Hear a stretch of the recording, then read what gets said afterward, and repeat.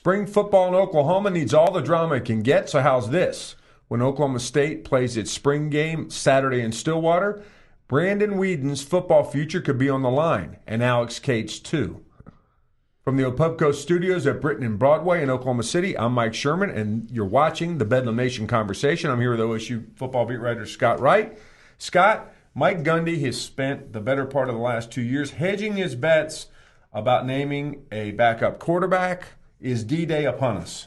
I think it's really getting close at this point. Last spring, he said, well, we'll let this go through the summer and into the fall and see what we can figure out. He got to the end of August and said, I'm not ready to pick anybody yet. Alex Cate typically was the first guy off the bench in a blowout. Brandon Whedon did get in a couple of different times.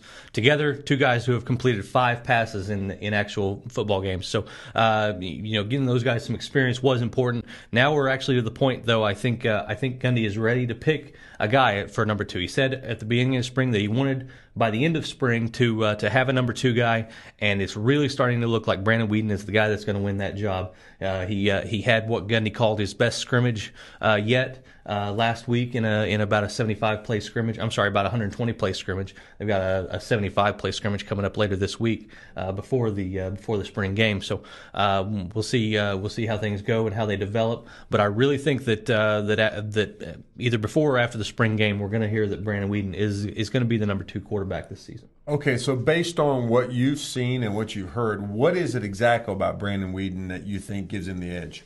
Obviously the first thing that everybody talks about is the arm. He's got that pro baseball arm. He can throw just about every pass that he needs to. He can ease up a little bit and put some touch on it. Very accurate, and he runs better than people would expect. At 6'5" and 225 pounds, you don't expect a guy to be able to move around in the pocket the way that he can. But he really moves pretty well. He's a very athletic guy. Is the point, because you don't get to Double-A baseball without being fairly athletic. So he can move around a little bit. Alex Cate isn't that far behind. He hung in the quarterback duel for quite a while because he's been playing in a similar offense all through high school out in Utah, and now he's in his 4th year, going into his 4th season at Oklahoma State. So his experience level and his comfort with the offense kept him in the competition for quite a while. Whedon, obviously taking 5 years off to go play pro baseball, got back, and now he's going through his 2nd spring and coming into his 3rd season. He's a lot more comfortable in the offense, a lot more prepared to go out there and run it efficiently on a daily basis. Beyond the spring game, beyond the 2009 season, will one of these guys be the next Oklahoma State quarterback? I certainly think that one of these two is going to be the favorite. You look at Clint Shelfram-Enid, who'll be coming in this fall, and you've got 2 commitments in the 2010 class already. One being an in-state guy, Johnny Deaton from Sand Springs. Those guys are going to put up a fight because they're talented kids. But when you look at the experience, Whedon will be a 4th-year junior by the time it gets time for him to compete to be the starting quarterback. And Cate obviously will be a 5th-year senior. So you'll have a redshirt freshman and 2 true freshmen trying to compete with those guys, and it's going to be really tough to try to take it away from one of those guys, I think, early on. Okay, Scott, the spring game is at 6 o'clock Saturday in Stillwater. What else is at stake when they take the field? Well, there's a lot of not necessarily young guys, but backups who have a chance to kind of make an impression in a live setting with fans and some actual pressure on them outside of practice. Rashedi Jones is a guy that we've talked a lot about. I'll be writing about him later this week, but he's a guy that he broke that hip in high school, and people don't realize how serious an injury that was. Just think about Bo Jackson before and after his injury.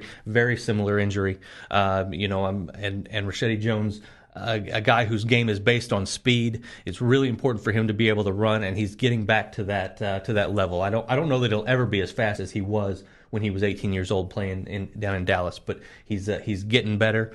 He's stronger than he was when he got to Oklahoma State. So I think that he's a guy that has a chance to really compete for some playing time, backing up Hugo Chinasa at the defensive end position. Donald Booker, a senior, but a junior college transfer at middle linebacker. I don't expect him to beat out Ori Lemon and win that job. I think Ori is an established veteran now at that position, but Donald has a chance to get on the field and really show that he's got a good grasp of this Bill Young defense and can make an impact. And Justin Blackmon is the guy that I think everybody should want to see. He's the guy that everybody's been talking about, coaches and the media. Whenever we get a chance to see him, he always makes plays. So I'm looking forward to seeing him in a live game type situation. Okay, Scott, in a week from Saturday is the NFL draft, and from all appearances, it looks like Brandon Pettigrew is going to be the number one player from the state taken. How high or low is he going to go?